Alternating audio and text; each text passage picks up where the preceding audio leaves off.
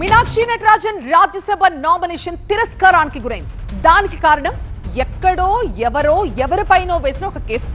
నిజానికి ఆ కేసుతో ఆమెకు సంబంధం లేకపోయినా పిటిషనర్ ప్రతివాదులుగా చేర్చడంతో మీనాక్షికి కోర్టు సమలొచ్చాయి. ఆ విషయం దాచారని ఇప్పుడు ఇంత రచ్చవుతోంది. ఇప్పుడు దేశ రాజకీయాలను కుదిపేస్తున్న కేసులో ఒక కీలక పరిణామం చోటు చేసుకుంది. ఏ కేసు వల్ల మీనాక్షి నామినేషన్ తిరస్కారానికి గురైందో ఆ కేసు నాంపల్లి కోర్టులో విచారణకు వచ్చింది. ఆ అప్డేట్స్ ఒకసారి మనం చూద్దాం. మీనాక్షి నటరాజన్ వ్యవహారంలో నాంపల్లి కోర్టుకు వచ్చింది బాధితురాలు. ఉదయం నుంచి నన్ను చాలా మంది ఫాలో అవుతున్నారని చెప్తోంది. నాకు చాలా భయంగా ఉంది అంటోంది ఆ బాధితురాలు. కోర్టులో కేసు ఉంది కాబట్టి వచ్చాను, నేను ఇప్పటికీ కాంగ్రెస్ లోనే ఉన్నాను అని చెప్తోంది. నేను నా కంప్లైంట్ ని ఇతర పార్టీలకు ఇవ్వలేదని చెప్తోంది ఆ బాధితురాలు. నేనేమి ఎవరి మీద నేను కంప్లైంట్ ఏమండి నేను నా ఫైట్ లీగల్ ఫైట్ నేను చూస్తున్నా. నాకు దీనికి ఏం సంబంధం లేదు. I have to attend the court. తెలీదు నన్ను ఎవరు లిఫ్ట్ చేయాలని చూస్తున్నారా ఏంటో నాకు తెలియదు. నాకేం సస్పెన్షన్ లెటర్ ఎవరు ఇవ్వలేదండి. నాకు ఫస్ట్ కావాల్సిన నాకు సెక్యూరిటీ. I so scared. మీరు చూశారు, ఇప్పుడే చూశారు. నేను ఇలా చెప్తుంటే ఆయన వెళ్ళిపోయాడు. రైట్, నాకు ఎవరు థ్రెట్ అని నాకు తెలియదు. But I have threat. ఎవరు నేను ఆల్రెడీ ఇచ్చాను. 3 months బ్యాక్ కంప్లైంట్ ఇచ్చాను డీజీపీ గారికి.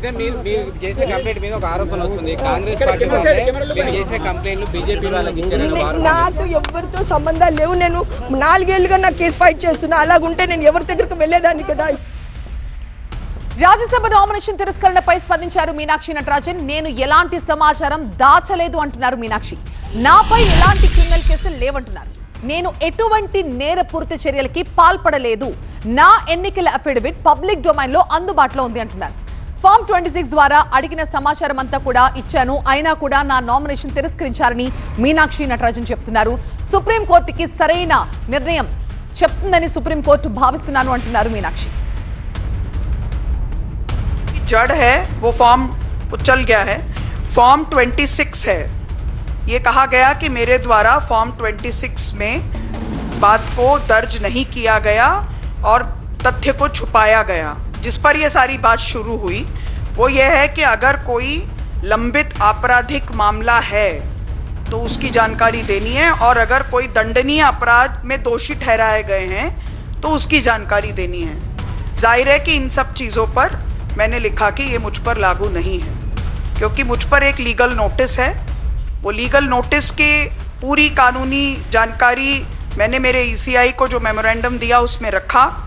आज सुप्रीम कोर्ट में भी वो बात रखेंगे. मात्र एक लीगल नोटिस है जिसका अब तक अदालत ने संज्ञान तक नहीं लिया, कॉग्निसेंस तक नहीं लिया, वो मैटर है. तो अब इसको दर्ज करने के लिए कॉलम कहाँ था, ये क्लैरिटी होनी चाहिए. फॉर्म 26 में ऐसा कोई कॉलम नहीं है जिसमें लिखा जाए कि रैंडम कोई प्राइवेट कंप्लेंट के भी बारे में सूचना दीजिए. अगर वो ऐसा कोई कॉलम होता तो हम ये सूचना जरूर देते. మీనాక్షి నటరాజన్ ఏమన్నారో చూసాం. నిబంధనల ప్రకారం తాను సమర్పించాల్సిన అన్ని కూడా కోర్టుకు సమర్పించాలన్నారు. ఇటు చూస్తే ఆ కేసులో బాధితురాలి వాళ్ళు నాంపల్లి కోర్టుకు వెళ్లారు. సో అప్డేట్స్ ఏంటి మా ప్రతినిధి ప్రణీత అడిగి. ప్రణీత, కోర్టుకు వచ్చిన టైంలో ఆమె మాటలు వింటే ఆమె చాలా ఆందోళనలో ఒక రకమైన భయంలో ఉన్నట్టుగా కనిపిస్తోంది. నాకు సెక్యూరిటీ కావాలి అంటుంది ఆమె. ఏం సిచ్యువేషన్ ఏంటి అక్కడ?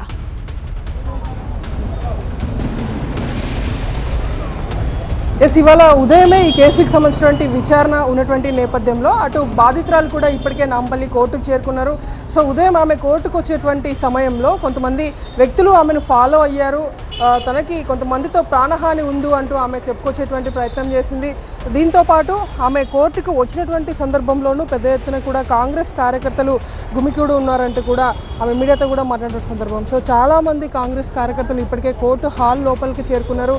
కొంతమంది కోర్టు బయట ఉన్నటువంటి సందర్భాన్ని కూడా చూస్తున్నాము. సో ప్రజెంట్ కాసేపట్లోనే ఈ కేసుకి సంబంధించినటువంటి విచారణ జరగబోతుంది. అయితే కేసు హియరింగ్లో భాగంగా ఈరోజు బాధితురాలి స్టేట్మెంట్ని కోర్టు రికార్డ్ చేయాల్సి ఉంది.